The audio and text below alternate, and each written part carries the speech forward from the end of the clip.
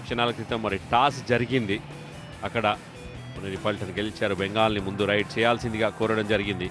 Bengal warriors versus Puneri Paltan. Puneri Paltan నుంచి first raid captain Aslam Inamdar నుంచి start అయింది.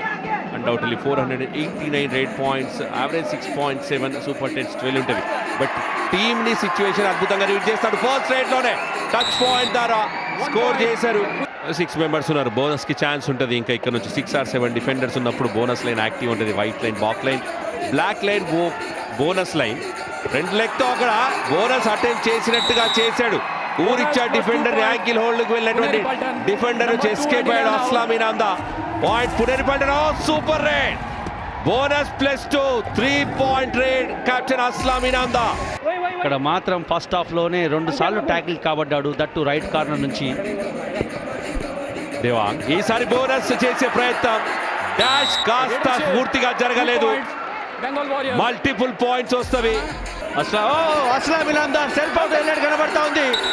Multiple points.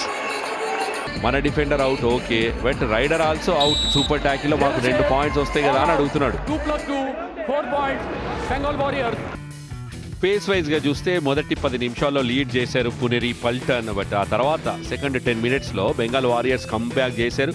ఈక్వల్ గా 2 జట్లు కూడా 13 పాయింట్స్ స్కోర్ చేసినవి. But Mayur Kadam right core player, తను కూడా మహారాష్ట్ర నేషనల్ టీం ఆడడం జరుగుతుంది. తనేమో బెంగాల్ వారియర్స్లో ఉన్నాడు. బట్ ఇక్కడ యాంకిల్ హోల్డ్ కోసం ప్రయత్నం.